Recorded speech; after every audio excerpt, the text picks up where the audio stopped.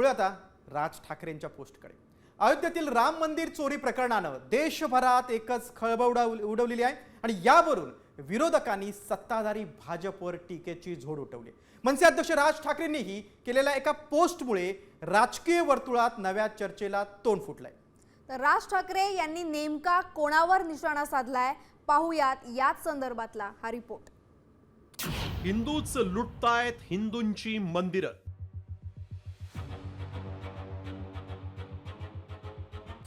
राम मंदिर चोरीवरून राज ठाकरेंचा संताप।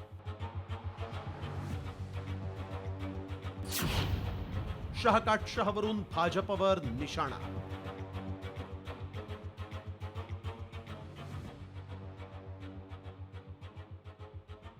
देशातील कोट्यावधी लोकांचं श्रद्धास्थान असलेल्या अयोध्येतील राम मंदिराच्या दानपेटीतल्या पैशांच्या चोरीमुळे साऱ्या देशातच संतापाची लाट पसरली आहे। इतकंच नव्हे तर अनेक राजकीय पक्षांकडून सत्ताधारी भाजपवर टीकेची झोड उठवण्यात येते आणि अशातच आता मनसे अध्यक्ष राज ठाकरेंनी आपल्या पोस्टमधून भाजपचा जोरदार समाचार घेतलाय। प्रभू रामचंद्राचं नाव घेत सत्तेवर आलेल्या राम मंदिरातील चोरी प्रकरणाचं काहीच वाटत नाही का, असा परखड सवाल राज ठाकरेंनी सत्ताधाऱ्यांना विचारलाय। विशेष म्हणजे त्यांनी केंद्रीय गृहमंत्री अमित शहांवर निशाणा साधला। राज ठाकरेंनी आपल्या पोस्टमध्ये नेमकं काय म्हटलंय ते पहा। भारतातील अनेक मंदिरांची हीच कथा आहे। आधी परकीयांनी हजारो वर्ष इथली मंदिरं लुटली, आता त्याचा बदला म्हणून की काय हिंदूच आपली मंदिरं लुटतायत आणि तरीही देशाचे पंतप्रधान, गृहमंत्री किंवा केंद्रातील एकही नेता त्यावर बोलायला तयार नाही। उत्तर प्रदेशात पुढच्या वर्षी विधानसभेच्या निवडणुका आहेत, त्यावेळेस हा मुद्दा स्वपक्षातले योगींचे विरोधक नक्की उचलतील, पण यातून योगी आदित्यनाथ यांची आपोआपच कोंडी होईल। झालंच तर त्यांचं काहीसं नुकसान होईल आणि त्यांच्या पंतप्रधान पदाच्या महत्वाकांक्षांना आपोआपच खीळ बसेल।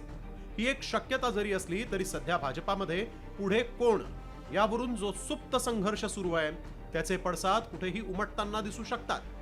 अगदी खासदार आमदार फोडाफोडीपासून ते मंदिरांपर्यंत देशाचे गृहमंत्री अमित शहा हे सध्या विरोधी पक्षांची घरं कशी फोडता येतील आणि लवकरात लवकर आपल्याला पंतप्रधान पदाच्या खुर्चीत कसं विराजमान होता येईल याची धुरकट स्वप्न पाहत बसलेत। म्हणून रामाच्या गृहात काय घडतंय याला त्यांच्या लेखी काही किंमत असण्याचं कारणच नाही। लोकांच्या श्रद्धेला जो तडा गेलाय त्याचा हिशोब हिंदू जनतेला मिळालाच पाहिजे।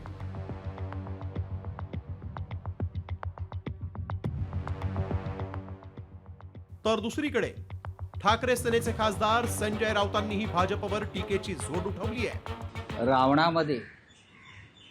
रावणामध्ये अनेक दुर्गुण असतात, पण रावणानं कधी दानपेट्या लुटल्या नाही। पण भारतीय जनता पक्षाच्या लोकांनी 66 वेळा अयोध्येत राम मंदिर लुटलं। कायदा त्यांच्यासाठी नाहीच आहे। कायदा या देशामध्ये फक्त जे भारतीय जनता पक्षाला विरोध करणारे लोक आहेत त्यांच्या भोवती फास आवळण्यासाठीच कायदा।